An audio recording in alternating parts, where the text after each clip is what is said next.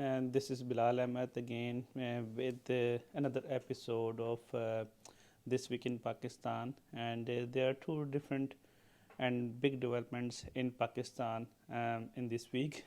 If you are traveling to Pakistan, so there are major travel update and travel advisory from Pakistan based on Omicron variant. Government of Pakistan and the NCOC, who is the who is the governing body in Pakistan, who decides about travel and COVID protocols in Pakistan. They have recently announced that travel advisory will be changed from 5th of January 2022, and there are some changes. So in earlier travel advisory, and there were some rules regarding category B and category C countries, where in category C some countries were totally banned, including 9 European countries as well, due to COVID variants. But now in this travel advisory, they have abolished all the categories.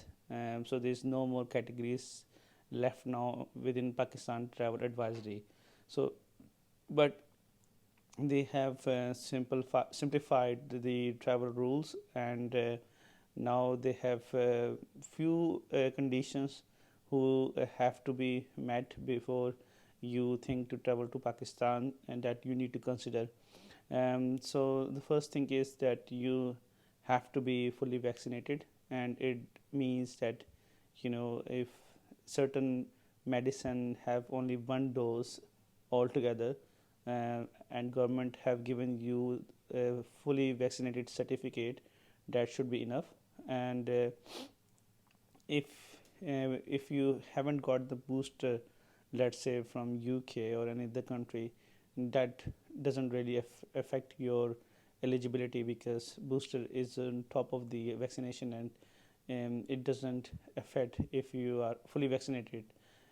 So if you haven't got booster, you are still considered as fully vaccinated. Another thing is you have to have a PCR test that needs to be done within 48 hours before you fly. And this was 72 hours in previous travel advisories. So this has changed now. So you have to have a PCR test for your traveling within 48 hours before you fly to Pakistan, regardless of your destination of flying. Um, Another thing is, if you are if you are coming from European countries, including UK, I believe, then there will be a screening at airport in Pakistan for 100% passengers, and there will be a rapid antigen test, which they call RAT. So they will, so the health department and airport department will carry out these tests on spot at airport. And if you are traveling from Saudi Arabia, UAE, including Dubai, Sharjah, and Abu Dhabi, or Qatar, then 50% of their passengers will get screening at airport. And I'm not sure how it's going to work, if you how they're going to choose 50% of the travelers from their planes. Basically, I have no idea. But as per the NCOC issued letter, this will happen from 5th of January. So if you're coming from Qatar, Dubai, Sharjah, Abu Dhabi, UAE countries, and Saudi Arabia, then 50% of their passengers will be screened at airport. If you're coming from European countries, then 100% of their passengers will be screened for antigen test, and rest of the world will have will have no screening test at all.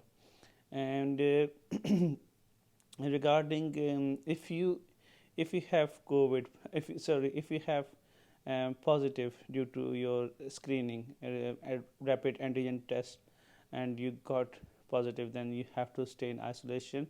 Government has given two options, whether they can take you to their own isolation centers, but you have to pay for the expense, or you can choose your own isolation accommodation by yourself and then stay in isolation.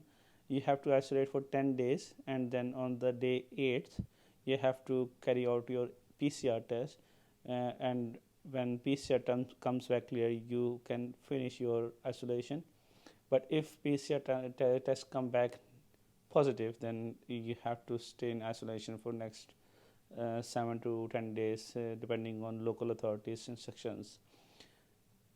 So that's the travel requirement for Pakistan.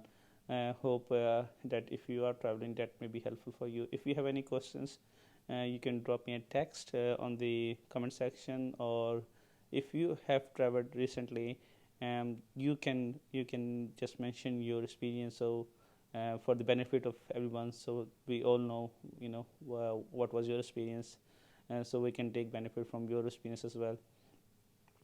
And secondly, the most important issue is happening right now in Pakistan about Pakistan Afghanistan fencing, where Afghanistan Taliban has is not willing to is not willing to where Afghanistan Taliban is not very willing to let Pakistani soldiers and Pakistani army to carry on with their fencing plan, which started in Karzai government, and then it carried on in Ghani government as well. But now apparently in social media as well, that we have seen Taliban officials and Taliban have retaliating Pakistan's effort to put the fencing on the border in between Pakistan and Afghanistan. We historically would know that Afghanistan never accepted that line as a borderline, and we call it Durand line. But due to terrorist activities passing from one to another country, Pakistani government thought that it's a good idea to have some sort of fence, so we cannot blame each other.